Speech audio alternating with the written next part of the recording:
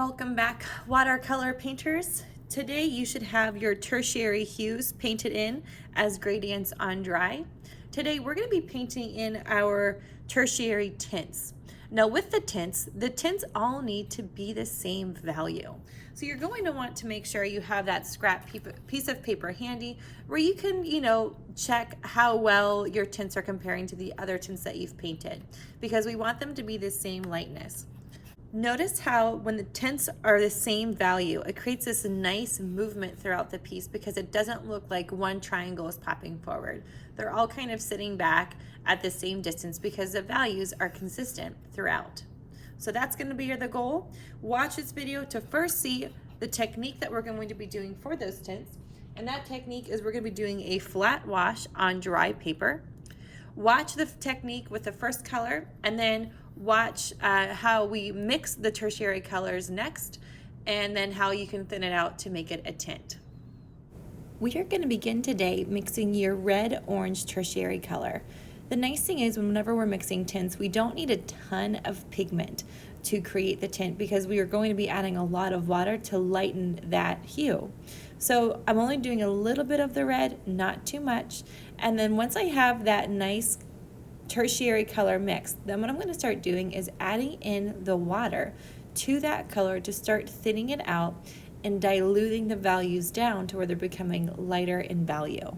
As you add water to the pigment, constantly check it next to the other little samples of tints that you have on that practice paper and see how it's just comparing to it. And if it matches in value, then you're set to go to begin painting your tint as a flat wash in your red-orange tertiary triangle. Whenever you're painting a flat wash, hold the board at a 30-degree angle.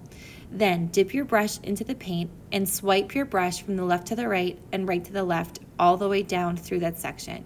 When you get to the bottom, clean off any extra water you may have on the brush and soak up the extra pigment that likes to pool at the bottom. After you do a couple strokes from the right to the left and left to the right, then you always need to reload the brush to make sure that you're keeping that consistent hue throughout that entire section. If you would continue to pull down that color and not reload the brush, then you're going to be thinning it out and accidentally creating a gradient. So always make sure that you're reloading the brush as you paint all of your tint sections to make sure that that flat wash stays a consistent value throughout the entire section. If you notice while you're painting that the value of your tint is off, then just keep adding more water or adding more pigment in to darken or lighten the value of your tint so it matches the tints that are next to it. Before mixing your next hue, clean off the lid of your watercolor palette. The next hue we're going to create is going to be our yellow-orange. So for the yellow-orange, you should have more yellow than crimson red. And then once you have that yellow-orange mixed with a small amount of pigment, add water to it to thin it out to where it becomes a tint. Compare that tint to the other tints on your practice watercolor paper. Once the value of that tint matches the other values of the tints that you've already practiced, then you can apply it on to your final watercolor paper as a flat wash. The next hue we will be making will be our yellow-green. So for the yellow-green, you're going to start with the light yellow and then add in a little bit of the cyan blue. Remember, don't use the ultramarine blue because it makes that ugly looking green. So we want to use just a little bit of the cyan blue and then thin out that hue with water.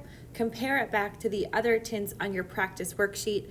Once that value matches, then you can paint it in as a flat wash in your yellow-green section of where all the tints are. Our next tertiary hue is going to be blue-green.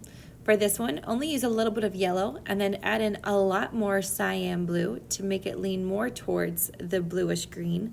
I did add in a touch of ultramarine blue because I did add a touch of the ultramarine blue into the regular hue area, so it would blend a little bit better with the ultramarine blue triangle that's sitting next to it. Once you get the correct hue and it matches the hue in that section, that's when you start watering it out with the water. And then once it matches the value of the other tints, like we've done before, you're going to paint this tint of a blue-green as a flat wash in your blue-green triangle section. Our second to last tertiary hue is going to be bluish purple. So always start with more blue, add a little bit of red, Once that hue matches the hue that you've mixed in that blue-purple section, then you can add in the water to dilute the pigment to where it matches the other value of the tints on your practice watercolor paper. And once it matches, then you can paint that blue-purple in as a flat wash in the tint section of your blue-purple triangle. For your final tertiary color, you're going to start with more red because we're going to be mixing a reddish purple. Only add in a touch of the ultramarine blue. Once that reddish purple creates the same hue that you see on your mandala painting, then start thinning it out with water and then see how it matches the other values of your tints. Once it matches the value of the other tints, and you can paint that in as a flat wash on the tint sections of your red-purple triangle section in the mandala painting.